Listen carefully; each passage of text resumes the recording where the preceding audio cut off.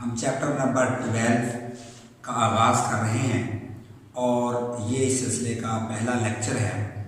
मैं जिस वक्त क्लास में पढ़ाता हूँ वहाँ पर लंबी बात की जा सकती है, यहाँ पर लंबी बात नहीं की जा सकती क्योंकि वीडियो को अपलोड करना थोड़ा तकनीकी मसला है, तो उसके लिए हमें कम MB की वीडियो रखनी पड़ेगी। तो मैं शुरू करता हूँ।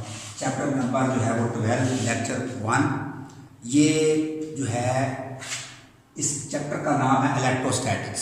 स्टूडेंट्स एक बात ज़हन में रखें कि सेकंड ईयर के 10 चैप्टर हैं और हर चैप्टर फिजिक्स की किसी न किसी ब्रांच को ज़हर कर रहा है। तो हमने जो है वो पूरे 10 चैप्टर पढ़ने हैं, तो दरअसल हम फिजिक्स की 10 ब्रांचेस को इसके अंदर इसके बारे में इब्तदाई नॉलेज जो है वो हासिल करेंगे। तो आपने हर बात को समझ कर पढ़ना है ताकि कल को अगर आप एमकैन या ई-कैट का टेस्ट दें तो आपको समझ हो। और सेकंड ईयर की जो बुक है ये ज़्यादा कंसेप्चुअल है फर्स्ट ईयर की निस्बत, तो इसमें थोड़ा सा ज़्यादा आपको ध्यान से पढ़ना होगा। तो सबसे पहले मैं बयान करता हूँ इलेक्ट्रोस्टैटिक्स। देखो, electrostatic the branch of physics which deal with the study of rest charges, यानी ये रेस्ट चार्जेस का रेस्ट चार्जेस,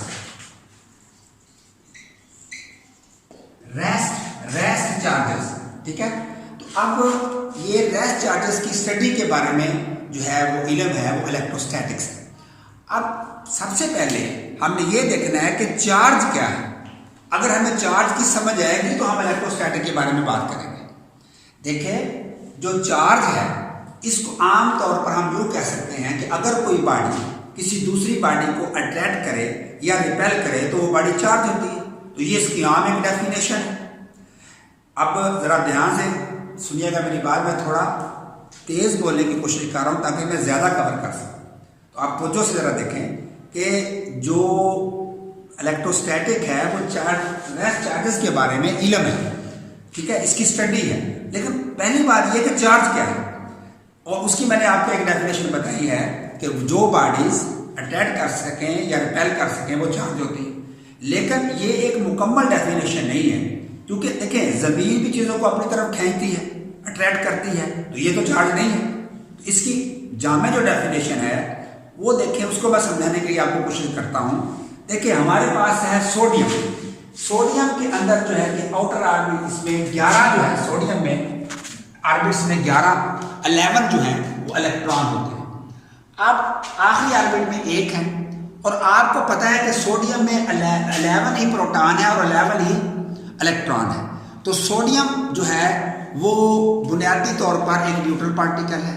जैसा कि आप जानते हैं कि हर एटम न्यूट्रल होता है, उसमें प्रोटॉन और इलेक्ट्रॉन की तादाद बराबर होती है।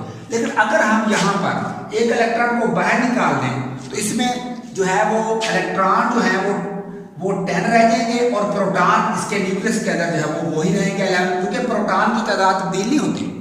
ये बात आपको समझ है ना, प्रोटॉन की तादाद न्यूक्लियस के अंदर तो वही रहेगी, ठीक है। अब इसका मतलब ये हुआ कि इस पर पॉजिटिव चार्ज आ गया, सोडियम के ऊपर पॉजिटिव चार्ज आ गया जब इसने एक इलेक्ट्रॉन अपना निकाल दिया। इसी तरीके से जो क्लोरीन है इसमें 17 इलेक्ट्रॉन है। अगर ये एक इलेक्ट्रॉन और ले लेगा आउटर ऑर्बिट में तो इसमें इलेक्ट्रॉन की तादाद में इजाफा हो जाएगा, यानी प्रोटॉन इसके अंदर वही 17 रहेंगे, इलेक्ट्रॉन 18 हो जाएंगे। ये बात समझ आ रही है आपको ना। तो अब इसके ऊपर जो है नेगेटिव चार्ज आ जाएगा, क्लोरीन के ऊपर नेगेटिव चार्ज आ जाएगा। अब इसका मतलब क्या है कि एटम बुनियादी तौर पर एक न्यूट्रल पार्टिकल है, लेकिन जब उसमें इलेक्ट्रॉन की डेफिशिएंसी हो जाएगी, जब उसके अंदर इलेक्ट्रॉन की कमी वाक़या हो जाए, उसकी डेफिशिएंसी हो जाए, उस पर पॉजिटिव चार्ज आ जाता है। और जब एटम में इलेक्ट्रॉन की एक्सेस हो जाए, ठीक है, तो उसमें नेगेटिव चार्ज आ जाता है, यानी deficiency of electron create positive charge और excess of electron create negative charge, ठीक है।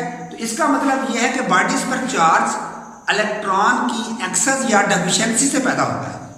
तो अब चार्ज बॉडी वो होती है जिसमें इलेक्ट्रॉन की जो है वो डेफिशिएंसी हो जाए या उसमें एक्सेस हो जाए, और डेफिशिएंसी क्रिएट पॉजिटिव चार्ज और excess of electron create negative charge. इसका मतलब है कि असल में जो चार्ज है वो इलेक्ट्रॉन की डेफिशिएंसी और एक्सेस से होता है।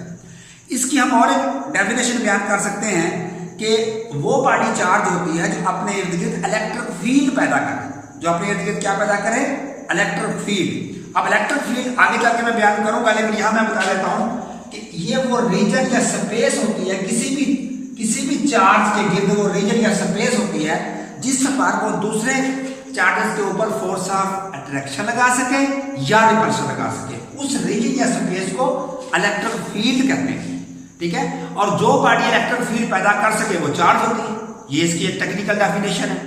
और आपको ये तो पता ही है कि पॉजिटिव और पॉजिटिव चार्ज एक दूसरे को रिपेल करेंगे, नेगेटिव रिपेल करेंगे, यानी सिमिलर चार्जेस एक दूसरे को रिपेल करते हैं, जबकि अपोजिट चार्जेस जो है एक दूसरे को क्या करते हैं, वो एक दूसरे को अट्रैक्ट करते हैं।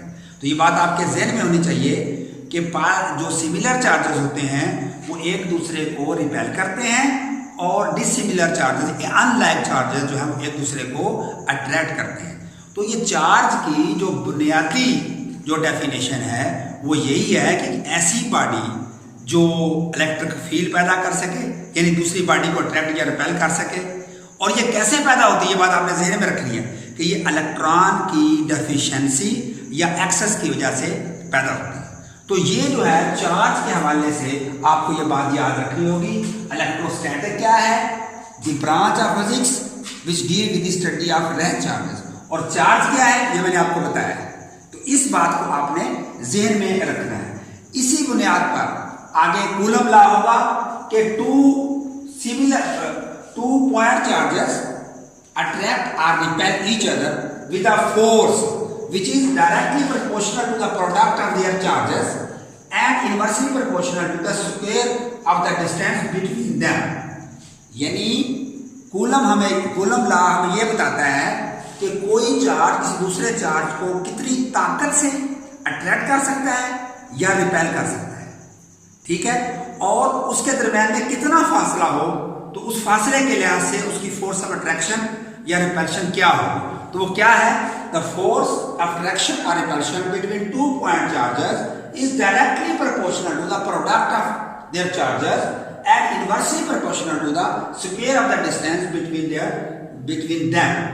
ठीक है, और इसको हम यूं लिखेंगे F इज इक्वल टू, यहां पर हम लिखेंगे K Q1 Q2 R square. ये प्रोपोर्शनैलिटी साइन खत्म करके यूनिटी साइन जब लगाया तो इस तरफ एक कांस्टेंट लगाते हैं।